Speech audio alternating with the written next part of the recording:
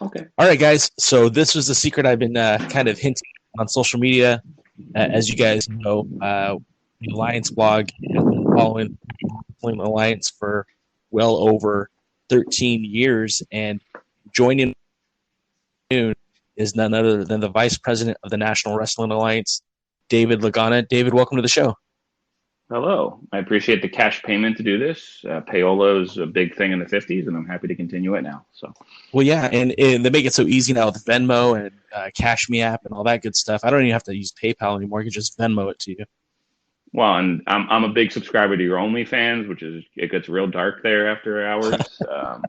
Anyway, so you're So, welcome. You're welcome for that. thanks. I got a chuckle out of it.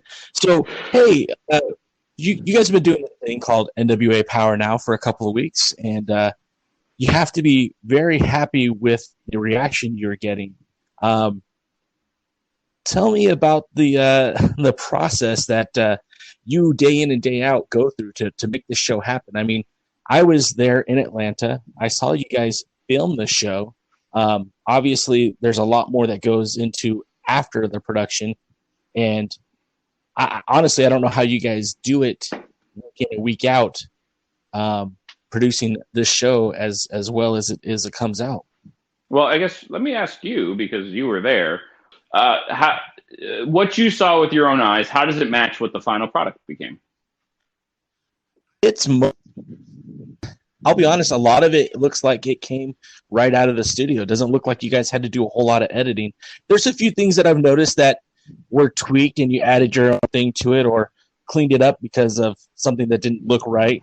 Obviously, the match that was kind of eliminated from the show, and a few of the promos didn't were a little different, and I think it kind of added to the story, kind of added value to the program. But for the most part, it feels like the show is a very direct representation of what was happening in the video. Yeah, the things that didn't air, the match that we edited out for 110 different reasons, that everybody had their own pontification of where, how, the crazy part is people were first when we announced the tapings, well, where's it going to air?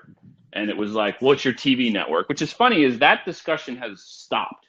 Nobody asks right now because guess what? They realized, wow, how easy is this? Which was like the opposite of getting on Anchor here.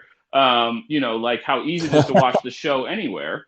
And so like that question went away. And then it was, Billy and I conceived this show in a vacuum, produced it in a vacuum. We kept it very much under wraps as far as nobody knew the name until the day we recorded.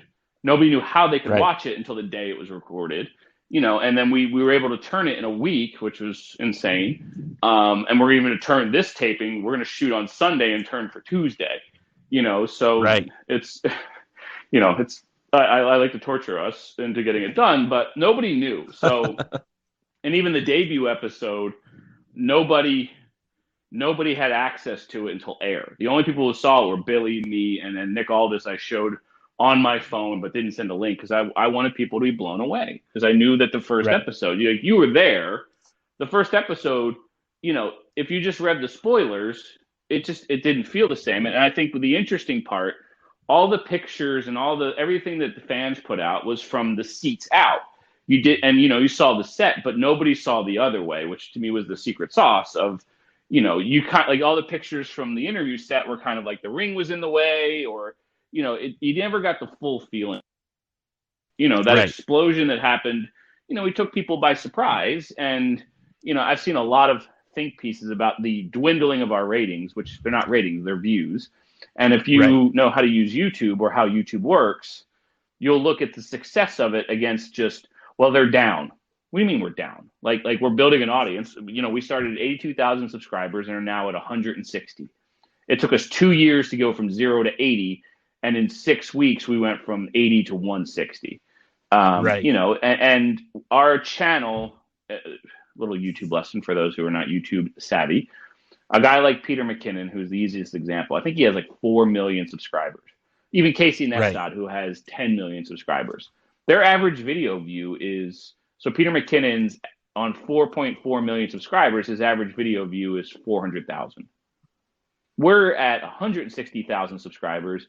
but all of our episodes now, minus the very controversial, always planned to be holiday episode, Yeah. is over 200,000. And I think the one with the rock and roll eventually will get there. For sure. Again, at 160,000 subscribers. So we figured out a way to build interest around a time slot and then just sort of ride the YouTube wave on views, and built a real community. And like you and this is the NWA guys, and then the Wrestle Days guy who we found on the first show, like that guy had never watched our product before that day. So it was like, it's been fascinating to find people discovering the show. And then obviously, we went from being this unknown to a giant success to, my favorite line was, well, they killed it, it's over, which in the world of hyperbole, I mean, you may not like it, but we've done very, very healthy pre-order buys, as I've told you in public. I'm actually just going to refresh right now. Let's see. Yep. We're selling somewhere between 6 and 12 pay-per-views an hour, which is nothing to sneeze at on a pre-order. We're right now at 3 times the amount of pre-orders we had for NWA 70, which was Cody and Nick off of All In. And that pre-order number that we had was the day before the event. So, we're already at a 3-time multiple on pre-orders for that event for NWA Into the Fire. And Crockett Cup is hard to measure because it was on regular pay-per-view and Honor Club. So I never really it's hard to kind of gauge how many people really watched or bought. So, we're going to smash both of those numbers. We'll probably smash NWA 70 by Wednesday, just based on the numbers I'm looking at. Obviously there's a pre-order price at this point, but sure, we're very happy because, as you being the OG, you and I first met and talked the first day that I brought Tim Storm, when all of the old school NWA promoters, I won't even say old school, the last regime NWA promoters thought we were bringing Tim out to California to beat him, which was hilarious. You've been with us since day one of this regime, and the first 2 years we built very slowly, had a very loyal audience, but ultimately an explosion happened. We have all these new viewers that are enjoying it and supporting us, and it's really great. And seeing, getting an email or a notification every time we sell a Waffles and Tire Irons t-shirt, it's great that people are really enjoying this product in a way that, again, we did the show with no understanding of how people would really love it. So, so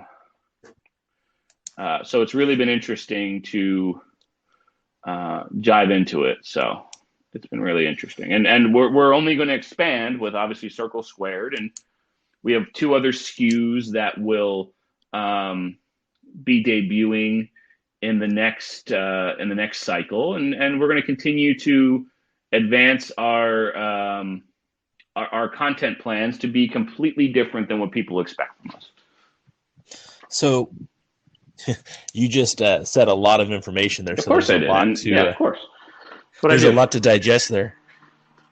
But let's talk about Into the Fire, because this is the first pay-per-view that actually has a weekly episodic television pushing towards it. 10 Pounds of Gold obviously really did push the NWA 70th anniversary show, and also the Crockett Cup, and even the New Year's Clash.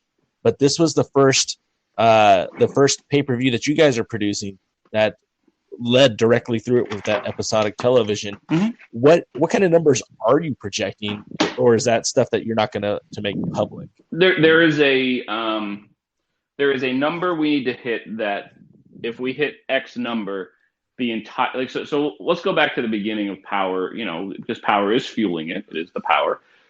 Right. Billy said at the press conference, which you were at, that this model is not sustainable, which Dave Meltzer picked up and said was true.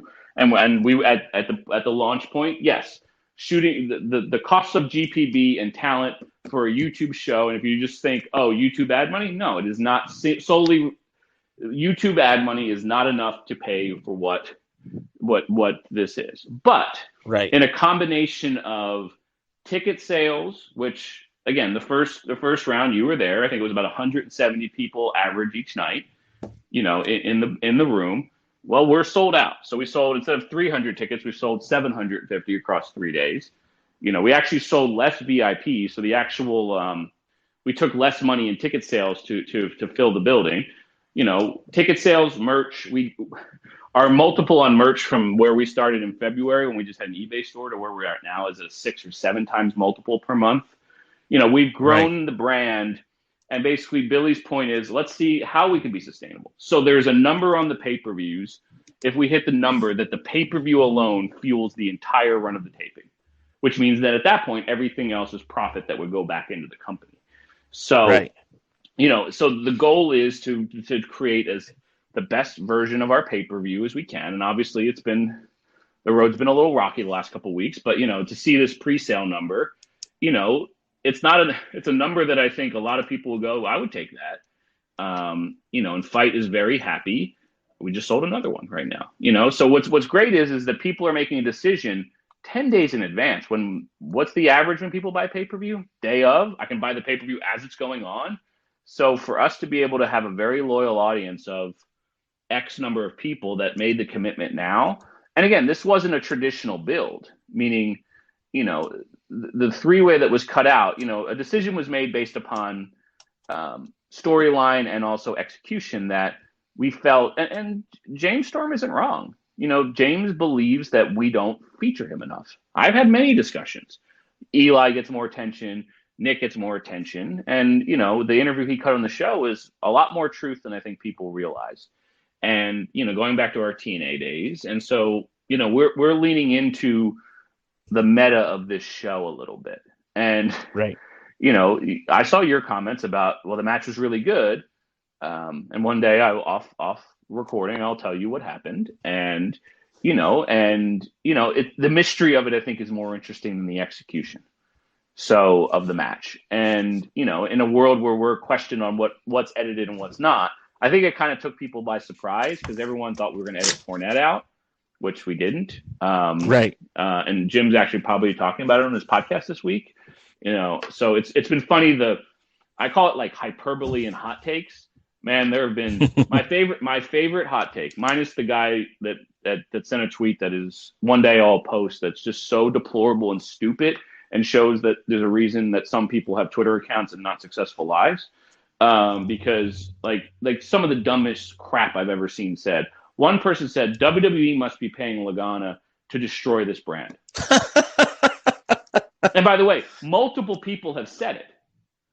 I haven't worked for WWE in 10 years. Never called them for work. I'm literally the only person they haven't brought back from the last 20 years. Right. So it's just people have a hyperbole and hot takes. And again, for a show that was created in a vacuum 9 weeks ago, and we wanted to see what the market would bear. And we're a lot further along, and obviously we have a lot of work to do to continue to build. So you're jumping all over the place because all this stuff I want to talk to you about, but I guess we can get to it when we get to it.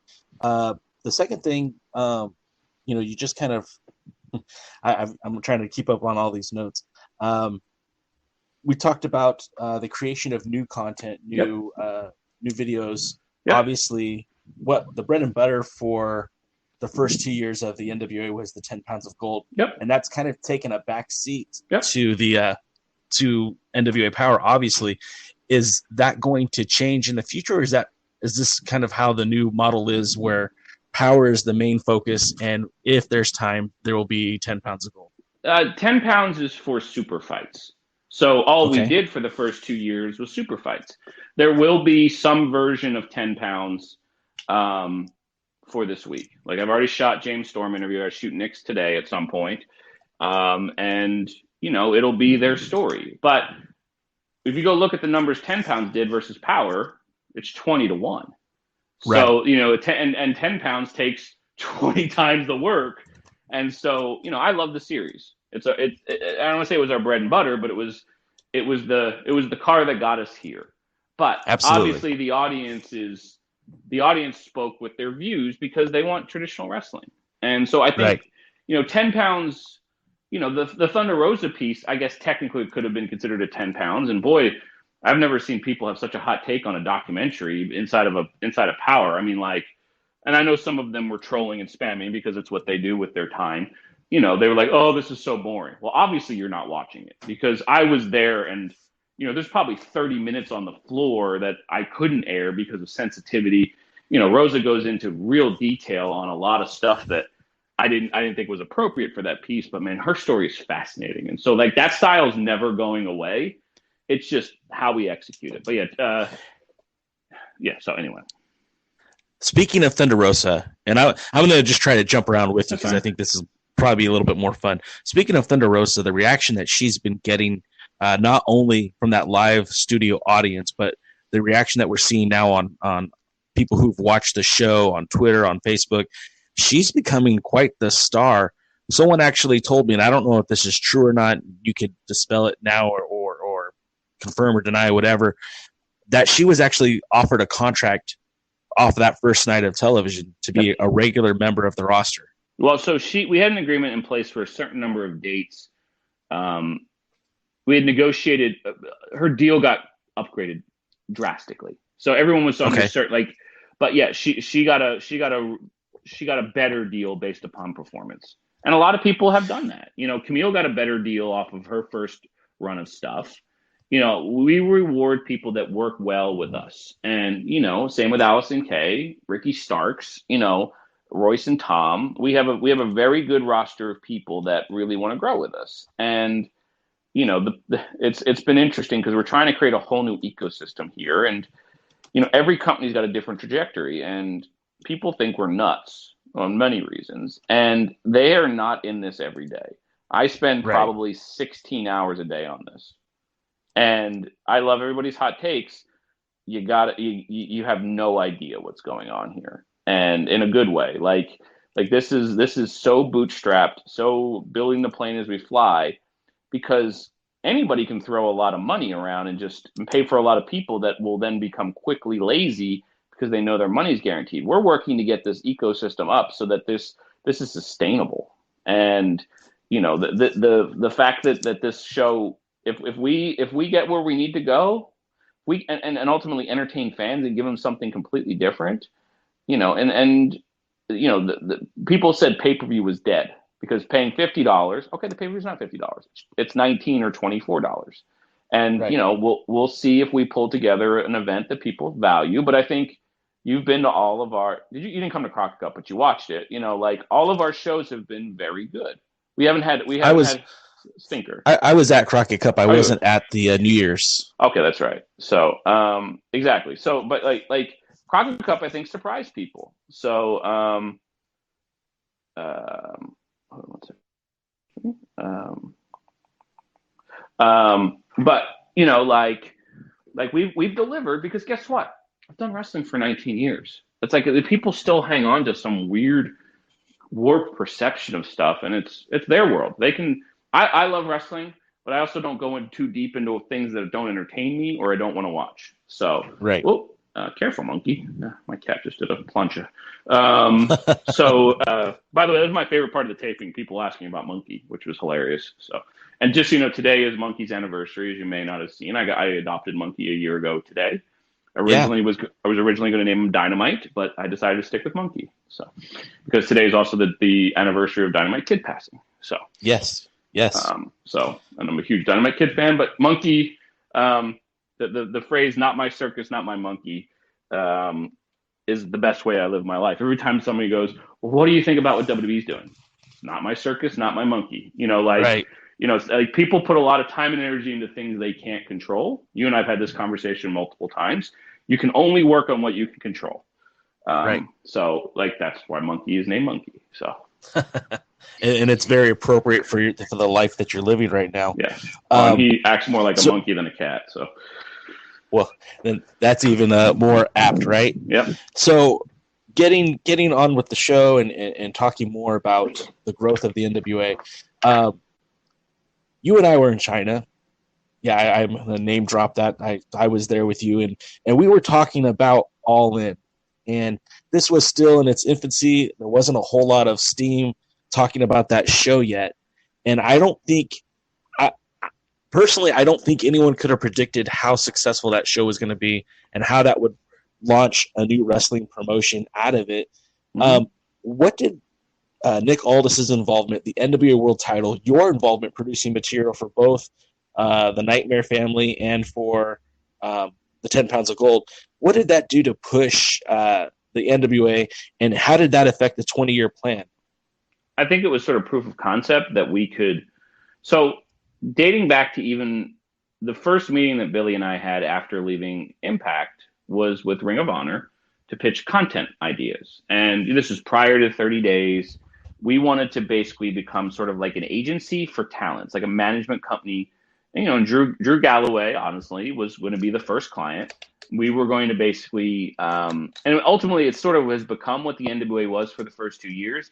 We were going to put certain talents under certain deals and then work to create content to build a brand around that talent and execute that plan. So, for example, Drew Galloway's documentary was the pilot for what would become 10 Pounds of Gold. Obviously, we didn't, at the time of when I was shooting, my hope was to announce the NWA purchase that weekend at WrestleMania. And I didn't know, obviously, that Drew was going to WWE until that day that it happened. And, he I had full rights to the footage. I even offered it to WWE for their world, and they did not want it, which is fine. So I put it out leading into his title match at whatever. And, the plan was always this about, so when All In came up and we had executed 10 pounds, we had gone to China. But at the time when we went to China, it wasn't finalized. And I don't know when you found out or when we talked about it, but the first salvo in this was fired. Like Cody has always kind of been, in touch with this stuff. He liked it.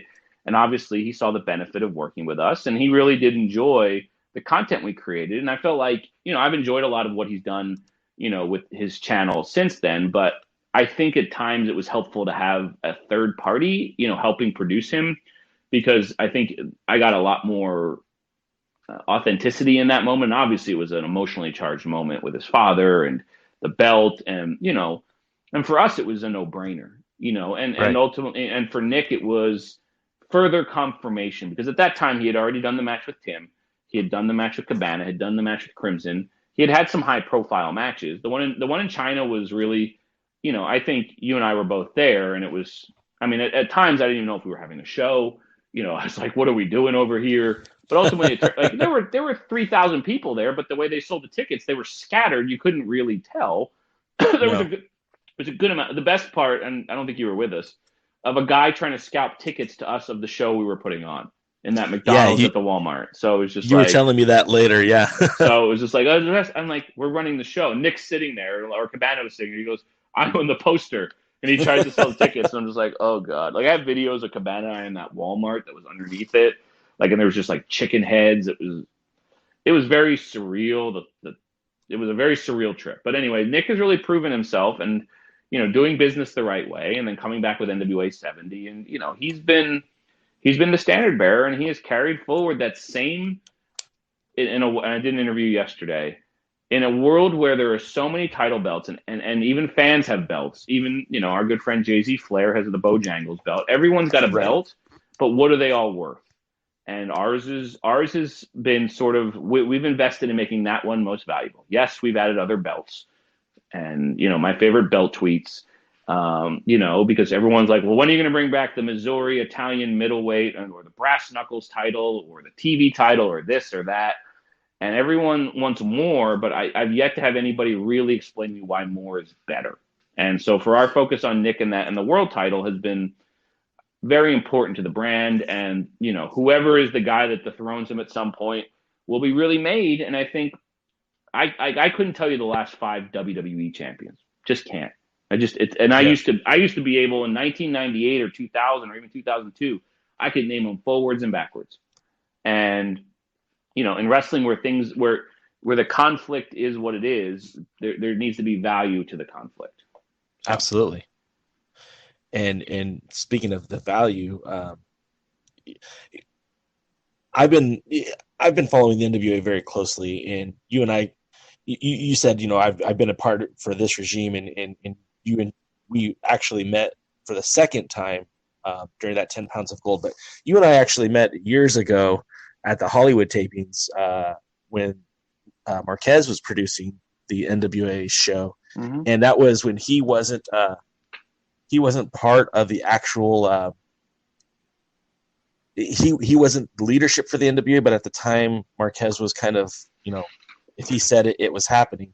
And you were there. You saw guys like Adam Pearce and Blue Demon Jr. obviously, and then during that time, when you saw world champions of that caliber, that material, do you feel like Nick Aldis stands up in the same categories as those guys, or do you think maybe he's even higher, or how do you see that projection? I don't like to compare beyond. If you look at the list of guys who've held the 10 pounds of gold or the NWA world title, it's probably stacked up with the prior to, I would say, 2006, like WWE title list. Like, it's a very strong list. And I would say the Ring of Honor list is equally as strong. Nick fits as much with Adam Pearce as he does Jack Briscoe. And, there's a responsibility. I'm not going to use the word blemishes. Those on the list that didn't carry the standard and made it about themselves ultimately will not stand the test of time in history. Right. Adam Pearce, to this day, bleeds 10 pounds of gold.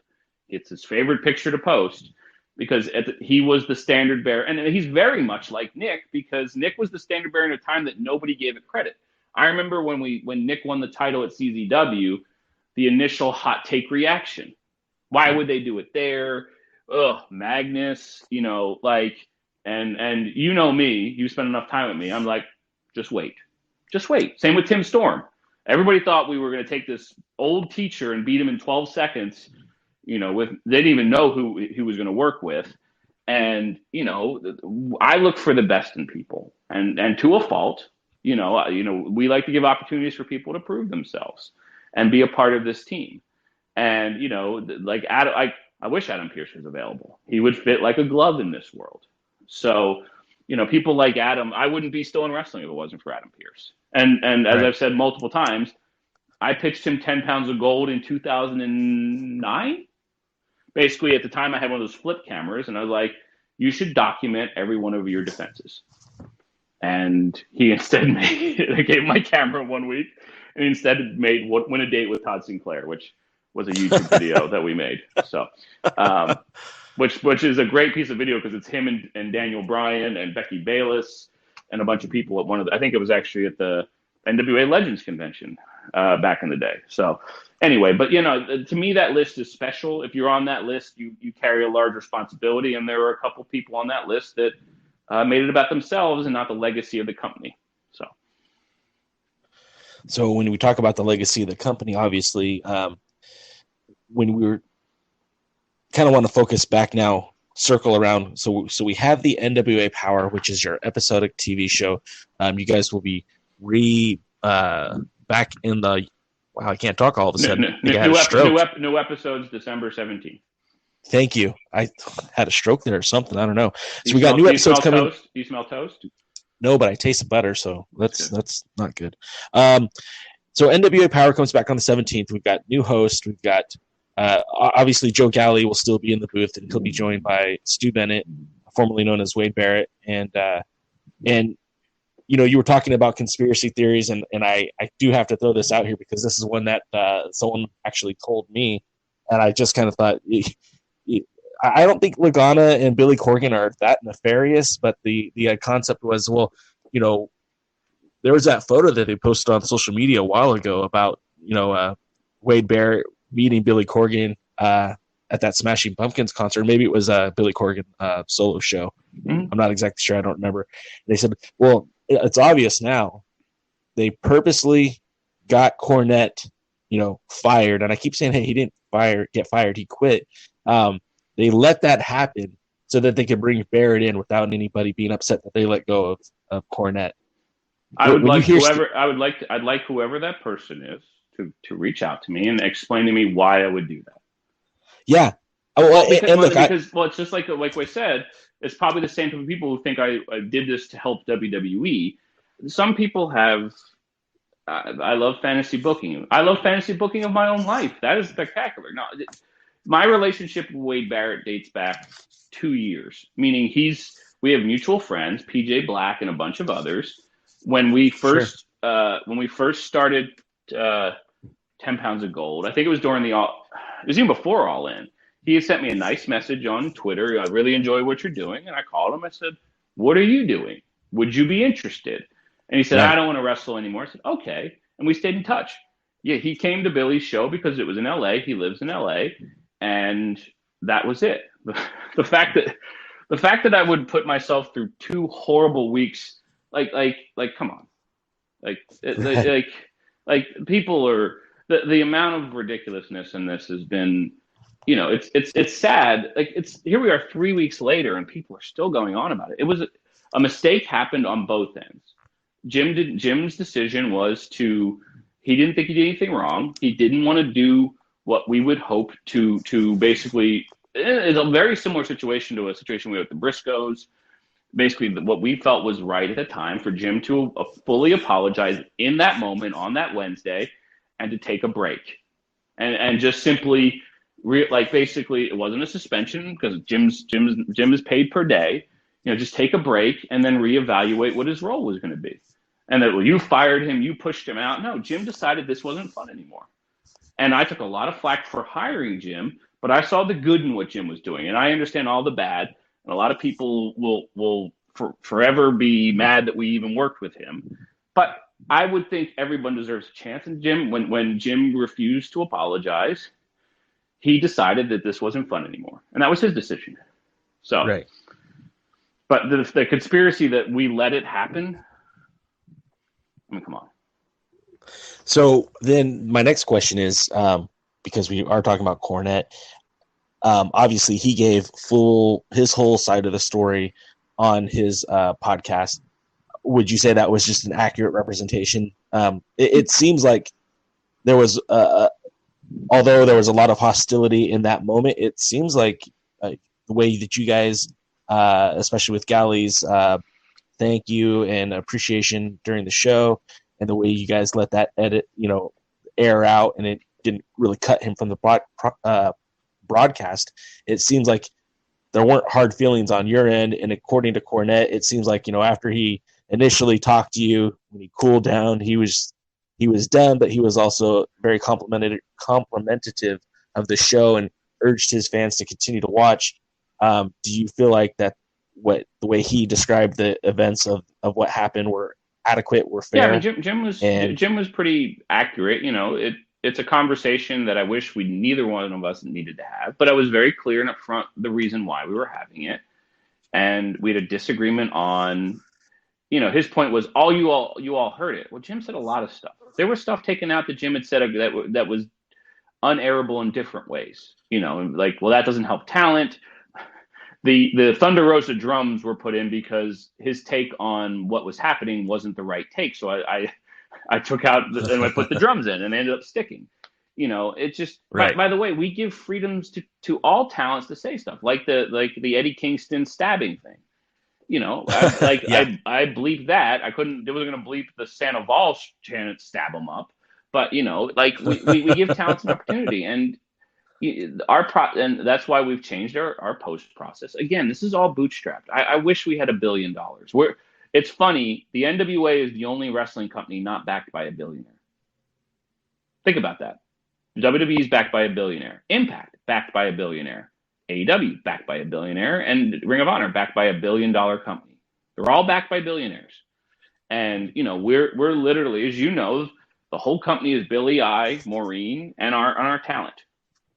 Right. And Josephus, as a producer. And so mistakes will happen. The crucifixion over the mistake is just like, you show me someone who's never made a mistake and I'll show you a liar.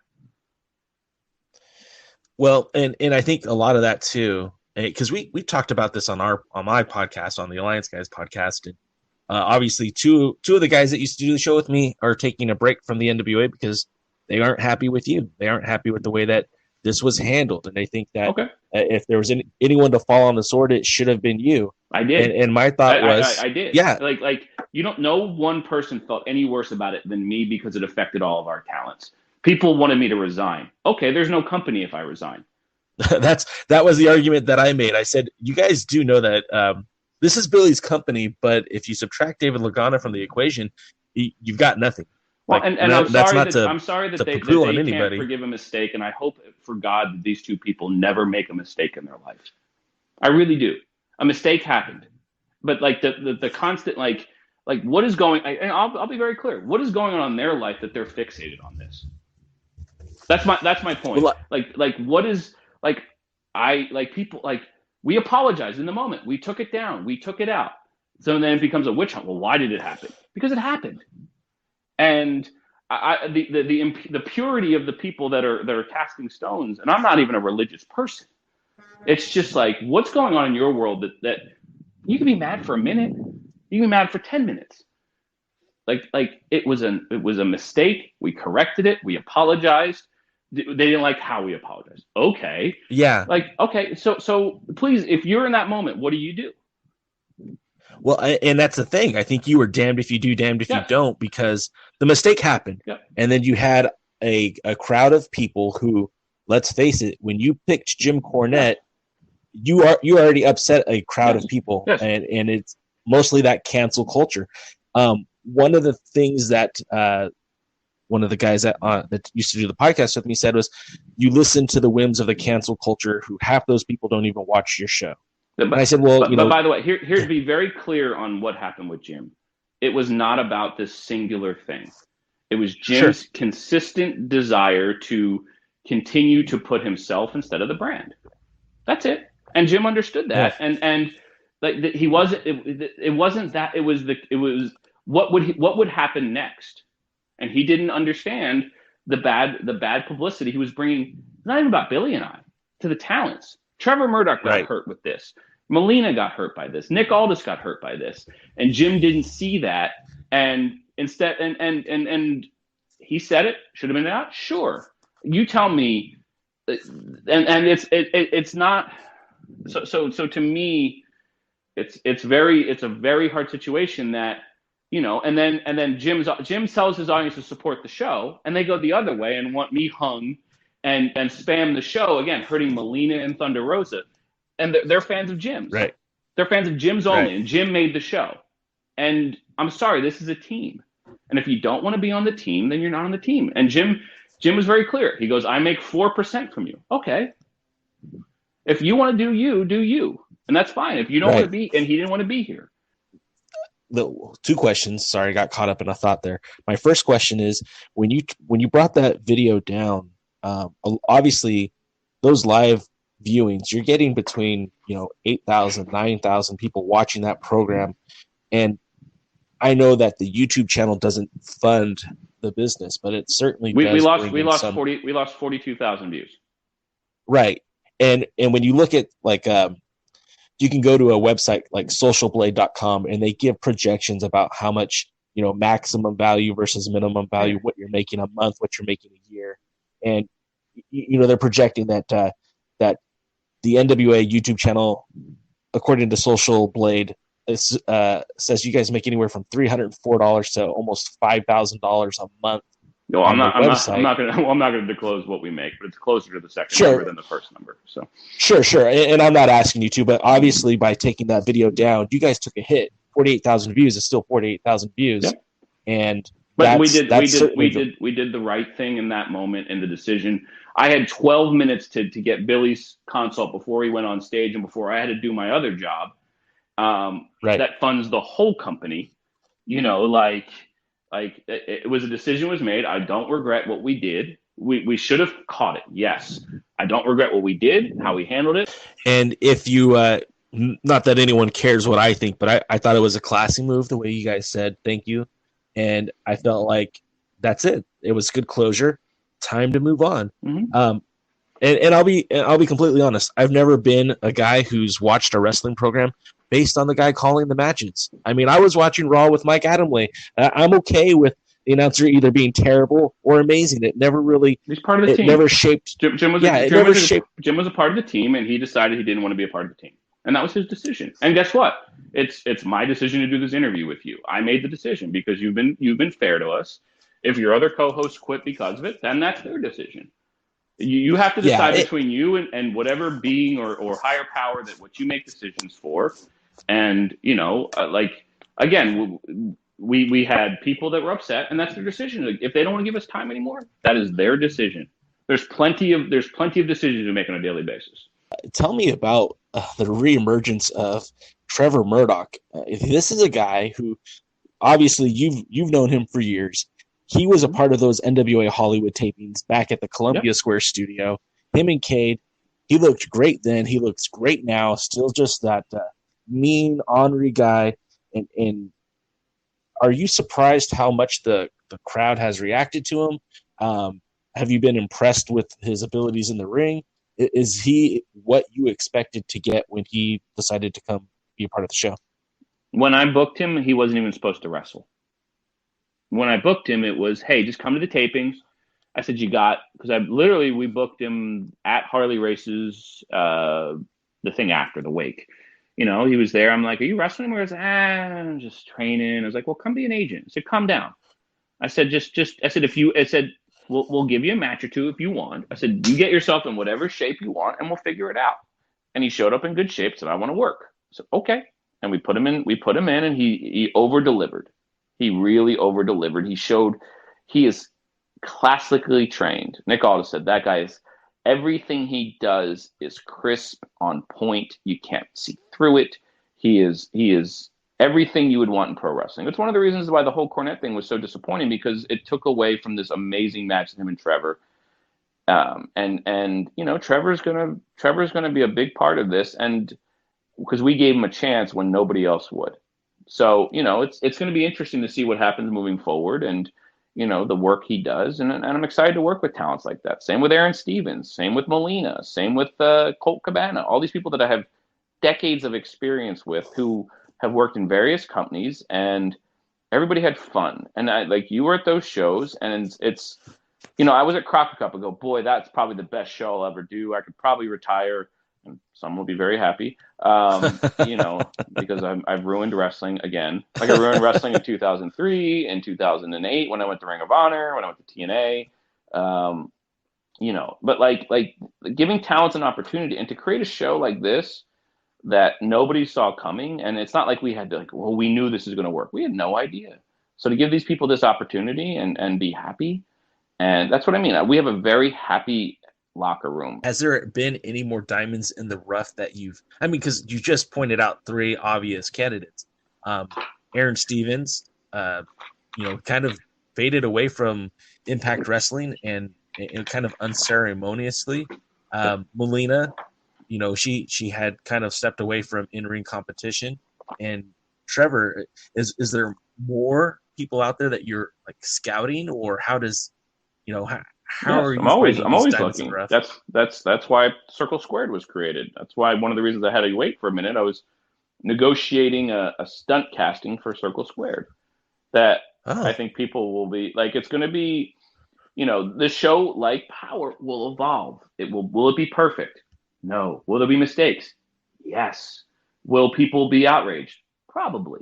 But this is about finding a new way. And you've spent now time in YouTube. I've pushed you hard into it to understand what is really possible there. Same with Gary and Adam. I'm not preaching anything that I'm not also doing myself. Right. And, look at the success the Young Bucks had with their YouTube show. And now it's more people watch TNT every week than watch Being the Elite. And, things expand, but this show, it's hard to say, it's not that it's not made for YouTube, but there's never been in a wrestling show like this on YouTube, which is why it stands out. And AEW Dark, great show, it's their product. If you slice down what just on if you take 10% of what their budget is for, basically because they're producing at the same time as Dynamite, if you say it's 10% of whatever the overall Dynamite budget is, they're still beating us by 6 times on what we're spending on each episode of Power, just on AEW Dark. Sure. So, and then people that compare the numbers, well, AEW Dark did 600,000 and NWA Power did 250,000. Yeah, I'm spending 30 times less. Yeah. So it's but people want to compare and contrast, and you can't do that. You just can't. And so also, back to my circus, my monkey, focusing on our world. Will there be talents available? Nobody, The talents that are on our show were not picked up by AEW. They were not picked up by WWE, and they all fit our game plan because we're not trying to be NXT and AEW. We're trying to be a promotion full of big guys who can talk, talented women who can execute, and a really strong roster that all have passion and want to do something amazing. Do you think some of the talent that work for you because they were not picked up by WWE or AEW or even to a lesser extent Impact or Ring of Honor, do you think that put a chip on their shoulder and maybe that is driving? I think we all have something to prove, just like you have something to prove, just like everybody has something to prove. Every day you get an opportunity. And people get upset. Like, I never try and focus on, oh, well, that guy's going back to WWE. Well, good for them. I know what it's like to work there. That doesn't interest me because I know what we're able to create here. And again, happy for people to have thoughts on what we've done. Boy, this is a hard job. Every job is hard. Being a parent is a hard job. Being a husband is a hard job. Think about every decision you make every day. Should I pick up this pen? Should I use a red pen, a green pen? Where should I eat for lunch? If I go here eat for lunch and I cross the street get hit by a car, boy, I wish I would have had tacos. I wouldn't have got hit by the car. Like you just like you get into this nexus or matrix of like second guessing. You got to just go with what you think. And so these are the talents available. Hey, are you interested? Same with my first phone call to Nick Aldis. This is what we're looking to do. Told him exactly what we're looking to do. And I was clear with you from day one. This is what I want to do. Has what I told you on day one deviated at all? No. And it's kind of funny because I had this conversation the other day with a friend who's familiar with the brand, and he says, I don't believe in a 20-year plan. And I said, but you don't have to believe in it. That's fine. You don't have to, you don't have to buy in because you're not part of that process. But the things that I was told initially before the announcement was made, those things have come to fruition, and it's everything that's been said. And I told this person, I said, I really believe All In kind of pushed the plan even forward a little bit faster, but I think this is exactly where they wanted to be, and this is exactly what they wanted to do. They wanted to do the TV show in Atlanta. Damn it, you guys are in Atlanta. They wanted to do a 1-hour episodic television that paid homage to the Jim Crockett Promotions. Damn it, that's what you guys are doing, and it's kind of baffling to me. Like, people are going to question, well, it's why aren't you running and why aren't you on television? Why aren't you running big arenas like AEW? That's their plan. I ran models. Billy said something really interesting. If you go back and watch All In Coming, there's an episode that covers the rise of the elite guys and the rise of us side by side. And Billy says this great line about these different rebel forces that are all separate, but it came together to work for All In. And there's the big, basically he wanted to say Death Star, but monolithic starship of WWE. And that if all these little rebel groups work together, you got one shot. But what happened? The groups didn't work together. They actually all went their separate ways. On All In, what ultimately became All Elite, there were some Impact people. There was New Japan. There was Ring of Honor. And there was us. There were 5 promotions that provided talent for that singular show. And the one less, and they became 5 singular promotions who don't work. We worked with Ring of Honor for 8 months after, and a decision was made for us to focus on our world because we knew what we wanted to do with Power, even though everyone didn't believe us when we said we were leaving. Shocker, doubt slips into people's minds very easily when it comes to us, always. And that's fine. That's their way. So, it would have been really interesting if everyone would have worked. Can you imagine what Dynamite would be like if everybody worked together? Well, sure. And I don't know what's holding that back. Ego. Okay. I mean, let's be honest, right? You have a vision of what Power should be, right? Mm-hmm. I'm sure Cody and Khan and everyone that's involved with AEW Creative, they have their vision, and the guys at Impact, they have their vision, and everyone has their own way of doing things, and nobody is necessarily right, nobody's necessarily wrong. It's just different. Well, and that's it's a choice. By the way, I hope at any time anyone can walk out and cut a promo on Power, and I don't care where they work. I would love to see Triple H walk out on the set on Power. I'd love to see Cody. I would love to see I don't know, Ethan Page. I'd love to see. I'm trying to think of like, Jay Lethal. I think what we've created with Power is built an environment very similar to the ECW arena that you hope that you go there and you're pleasantly surprised and entertained and you get your dollar value. Are you coming to this event or no? This run or No, no? Okay, so no, but too close to Christmas. of course, and but the idea is and why a lot of people, why are you running GPB for the pay per view? Should have went somewhere bigger. Okay, it's a cost difference. I'm already like, I'd love to run the Phillips Arena. One, we're not going to sell 19,000 tickets, and two, the logistical costs of doing it. I want this brand to be around, and I've never seen a group of people want it to be what it's not, what it can't be. And Right. know where it was when we got it. And a lot of the stories that I've kind of hinted at and how dumb a lot of the people were in this process. And it took a very long rebuilding process to get people interested again. And here we are, having talked to every promotion. The belts literally appeared, the belt or talent have appeared almost in every company minus Cody was in New Japan with the belt, except for WWE, right? Right. Like Ring of Honor, not AEW, but All Elite, basically the All In event. We've Right. been able to work with a lot of people because we're very clear about what we want. I call it talent. I call Melina. This is what I'd like. We'll do 1 day, and like she worked for 1 day, and I said work the pay per view in the next set. I have an option for the pay per view, and she's now with us much longer term because she didn't know what was going to happen. I didn't know what was going to happen, and I knew what Rosa could do. I told her to be patient with me. I said, so she was there the first day, and all she did was slide in the ring. That's all she did the Right. first day. And she was just like, oh, let me do something. I said, tomorrow. I said, you're the hammer. And boy, was she the hammer. That's all the direction. She never had been directed. They just told her, go do whatever. And I love that talents can do whatever, but they need direction. We all need direction. You need direction. Right. And I think it's so funny because I like Allison Kay quite a bit. I was very impressed with her from the Crockett Cup. I love her promos. I liken her to like a female Stone Cold Steve Austin. She just gets out there and says whatever's on her mind, and I think she's a perfect fit for what you guys are doing. But I wasn't in love with your ladies division, but when Thunder Rosa showed up, I certainly felt like she made such a huge impact.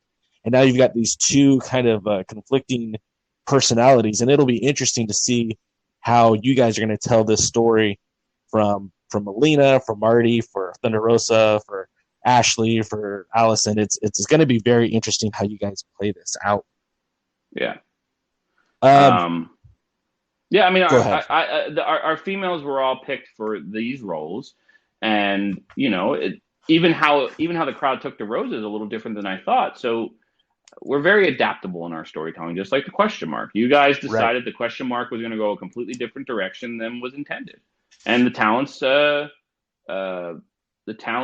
basically shifted it. So they learned like Aaron Stevens decided to do Miz and Mizdow to solve the issue of the crowd's reaction to question mark. That's very smart talents. And, no one's talking about that. They're focusing on one other decision. Like this is about our talents. And I hate that Billy and I are in the front part of this because we don't want to be. Right. And it's funny. I'll simply say one thing. Some of the people that are heavily criticizing and going after us have applied for high-level jobs at other companies because they want to be involved. And that's fine. That's their thing. But they have to realize what they're getting into if they ever actually get those jobs.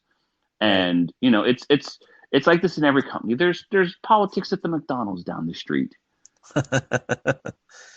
Like there's politics in their jobs. And I understand this is their escape, and that's great. And I'm very happy. And I hope to create a program that they enjoy. If they don't enjoy it, great. They don't have to watch it. If they want to hate me, great. They can invest that energy. There was that quote, swallowing poison and hoping somebody else dies is a bad waste of time. The quote's all fucked up, but it's one of my favorite quotes. Putting negativity into your own life about somebody else's decisions. What are you doing? Yeah. I love the Eagles, and they have a bad game on Sunday. I don't curse the coach and hope he gets fired and like okay, they lost. I love them, but I'm not gonna people carry the stress around. I'm just like, why are you doing it? Like, where's the upside? Where's the upside in it? Yeah. So well, I mean, and that's the thing too. Wrestling's supposed to be fun, and there doesn't seem to be a lot of, at least from the fans' perspective, it's like, why did they let the fun leave? And Well, it's their decision. So no, it absolutely is. Like I live in my world where, to be perfectly frank, the only wrestling I actually watch is NWA Power and Championship Wrestling from Hollywood. And on occasion, I'll see clips from NXT or I'll see clips from WWE programming or All Elite programming. I mean, I love Scorpio Sky. He's probably one of my favorite wrestlers that's wrestling today. I'm so happy for the success he's having. I haven't really watched All Elite Wrestling, but I wish him continued success. That's your decision. Yeah, absolutely. Absolutely. That's your decision. And so I kind of want to circle back to, you mentioned that there's new programming coming to the network of family. Of course, the 10 pounds of gold, you identified that's going to be like for big match events. It was never meant to be a TV show, but more of documenting the process of how to get to that pay-per-view, how to get to that big match. Yeah, it's a much long, like, I understood the feedback from those who didn't like the Rosa Doc in Power. It should have been 2 minutes instead of 2 6-minute ones. But okay, great. We learned from it, whatever. But like to me, these shows, this program skew is about figuring out what audiences, how they want to deep dive and get into it. So, so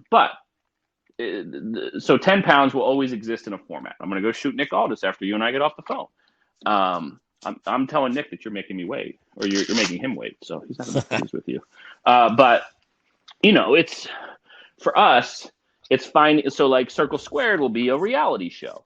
How? Okay. Well, you'll have to tune in and see how we execute that show. It's, all of these shows have different approaches because I want to find different ways to expose and entertain and put talents out in the open. Now, is this, you just said how it's going to be made available is still kind of under wraps, but is it going to be a process? Is it going to be part of it will not Power? It will not air in Power. We'll start. Okay, so it will be its own separate entity. Okay. Yes, and it won't be it. Will it be YouTube exclusive? Maybe. Will it be Facebook? It won't be just on Facebook because Facebook video views are weird. Which is one of the reasons Facebook's a very weird platform. As far as video wise, they're not YouTube. Right. People don't watch videos on. Tell me the last long form video you watched on Facebook. Nobody does. Sorry, I'm just charging some equipment. No worries.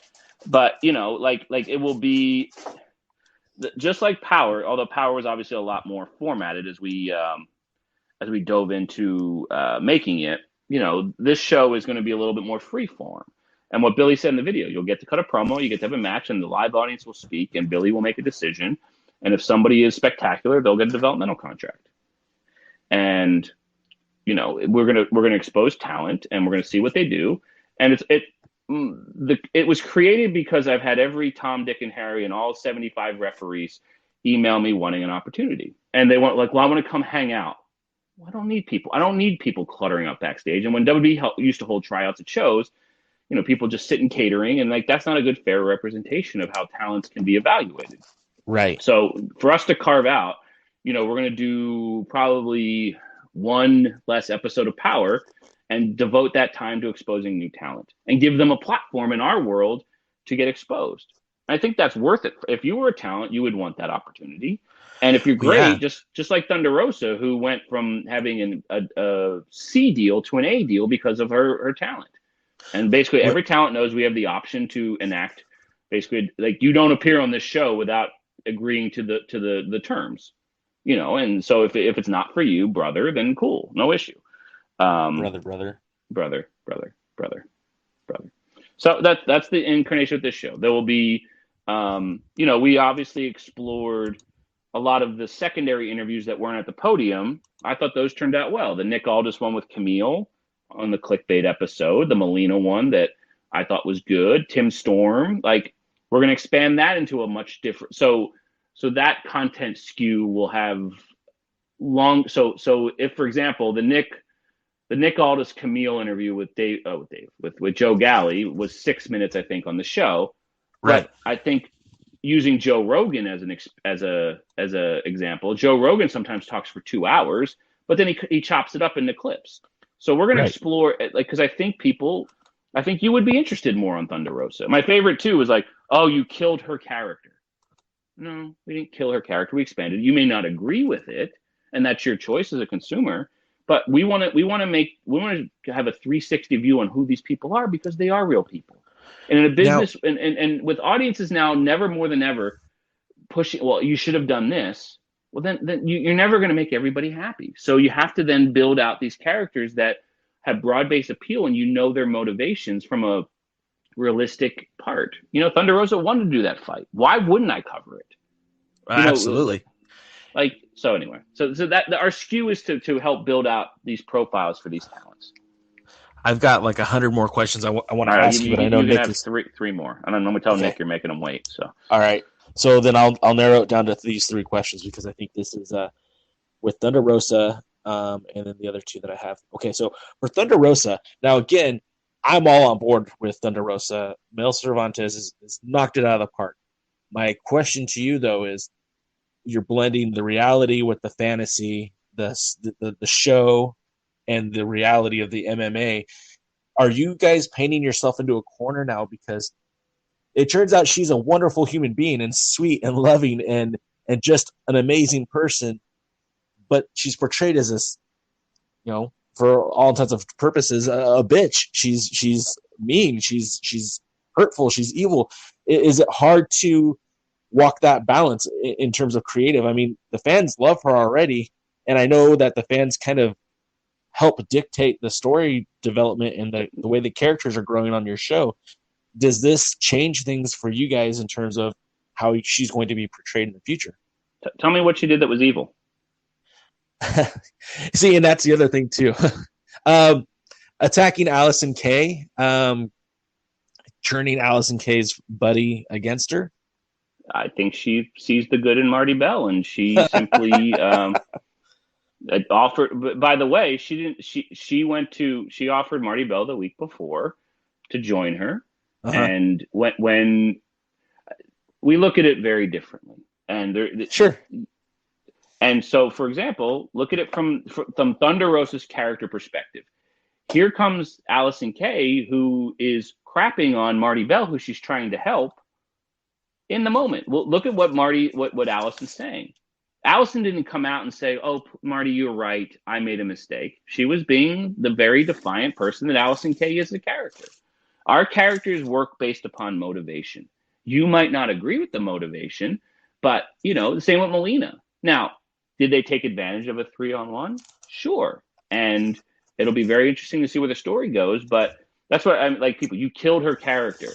She is a very unique character, and I'd rather you ask questions. And I think you know characters where you know what they'll do, and it's boring and predictable. Or worse, you have no idea what they're going to do, and it's just kind of like, oh, whatever. So well, and I think the other thing too, and you hinted at, or you flat out said it earlier, just wait, because we're only talking about 8 hours of or 9 hours of programming.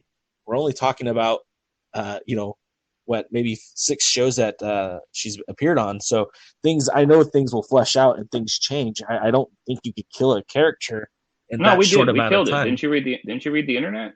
I worked for WWE and I killed these characters because I'm twirling my mustache and I knew I had Stu Bennett. Think about the logic that people and think about it. So far we killed Thunder Rosa's character, set Jim up because we had Stu waiting. Like, come on, like it's ridiculous and it's silly. And I wish those people you don't enjoy it, cool. Like there's plenty of other, not even just wrestling. There's plenty out there. You can download a book right now and listen to it. Like I grew up in the VHS tape trading era, and boy, I was so happy when a new tape came in. Now you can have everything, and you're still not happy. Yeah, that's true. So, and by the way, Thunder Rosa's happy. If the talent's happy and we're happy, and then the audience is reacting, I don't know this nefarious, faceless person that isn't happy and we killed their character because they were a bad guy and then they were a good guy. Tell me somebody in the world that is 100% a good guy. That's fair. That's fair.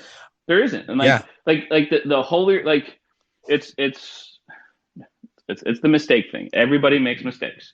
So everybody has flaws. Great. John Cena doesn't have flaws. He has them. You just can't see them. Yes, exactly. So, I've got one last thing for you, and then Nick's asking where I am. I'm letting him know I'm burying you hard. So that's fine. He already doesn't put over the podcast anyway. So, well, you're not Gary Horn. I guess not. You don't have a cool beard like Gary. I'm working on it. I've got gray hair, so I thought that might get me some more clout. No, it gets you the Tim Storm AARP discount at the Denny's. I'll take it. Me and Tim will go have a grand slam on our birthdays. A moon's over my hammy. There you go. Episode 8. I said from day one that I thought there was going to be a light episode. And the reason why I said that is because I know that you guys filmed 9 weeks of television over an 8-hour period. There's 10 weeks leading up from the first episode to the pay-per-view. My first question was I correct? Was there always supposed to be a light episode? 2. To answer your question, as Jim supposedly will say on his podcast this week, episode 8 was always supposed to be episode 8. Okay. But there's no convincing those who believe that I also I don't know, I can't even think of a bad analogy. That my nefarious actions of conspiracy that I didn't do. That show was not re-edited at all. The only thing I added was the Thunder Rosa doc because I felt like it deserved the views. Yeah. Obviously, and those people who found it boring, who spammed it, that was their decision. And that's fine. They're allowed to do what they want with their time. But that episode was always supposed to be that. I was critical of the episode. I wasn't a fan of it, and I've told you that. I think I don't know, was that episode planned that way because there was not enough footage shot, or was it? No, it was always supposed to be the setup for the season finale. Okay, and so going into this, you knew from right away, because I do remember you saying there was going to be 9 weeks of television, so there was always going to be that break between the last episode and the pay-per-view. Yep, that was your intention all along, right? Yes, I can show you the format. That's my favorite parts. Like this, like the amount of energy into this is like. And by the way, yes, okay, that should that not have been not an episode of Power? Okay, yeah. But by the way, we conceived this before the first episode of Power had aired, and we didn't know if anyone would like the show. Yeah, that makes perfect sense. No, it doesn't. Just ask people on the internet. I think you do have to be happy with the reaction that people gave you guys for episode 9. Obviously, the cat was out of the bag long ago. The Rock and Roll Express, obviously, people knew that they had already won the tag team titles. The show did feature a lot of footage from the WrestleCade. Obviously, I don't think you knew 10 weeks ago that would be part of your format for this show, but I think you were able to work that in. And I will tell you this, and you please tell this to James and Nick, that their promos, I think, were 2 of the most powerful pieces of promos that you guys showed on NWA Power. And I think based on those promos alone, that if someone was on the fence about buying the show, I think those promos probably sold them a ticket, sold them a pay-per-view. The conspiracy on why the 3-way didn't air, and I know I saw you post about it because how great it was. One day you and I will have a discussion on why it wasn't great. And why it wasn't best for the story. And I felt Nick and James did very good in explaining why it didn't air. I thought so too. And it plays into the conspiracy story. Why haven't we ever covered the pop-up event? Yeah, sure. Like that's part of this story. By the way, Billy and James don't hang out. They don't talk very often. I deal with James. I get to be good cop, bad cop at times with a lot of talents. And James is difficult to deal with. He knows that, and it's how he's been so successful. Nick can be difficult to deal with. You've dealt with him. This is how, by the way, this is real conflict. As you can see in the interviews, they don't like each other very much. And that will come through in this match. And that's very true. They have never got they're never going to be two guys that go on a 6-hour road trip together. But guess what? That's why people watch. I watch things for conflict. I love when the Eagles play the Cowboys because I know Cowboy fans are asses and I'm an ass, and like we like conflict. This everybody gets along world, like that's not a real world we live in. Sure. So like their promos were great. You know, a strategic decision was made to sell this pay-per-view, and I stand by the decision we made. And obviously, some people wish they would see the three-way. Gary Horn just slid into my DMs, brother, what's going on with this three-way?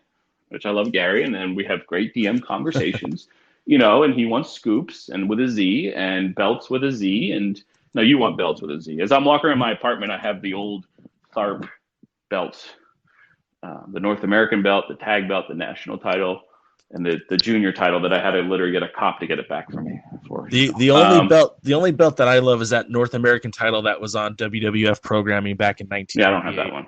Yeah, some lucky guy got that one. I don't know, but it's I like where we are, and guess what? We're going to continue to expand, and we're going to continue to do stuff differently. Just like the clickbait episode, as I've said in multiple interviews, that episode morphed when we really looked into, you know, what it was and what we were trying to execute. That interview wasn't supposed to be last, and we ended up making it last. So right.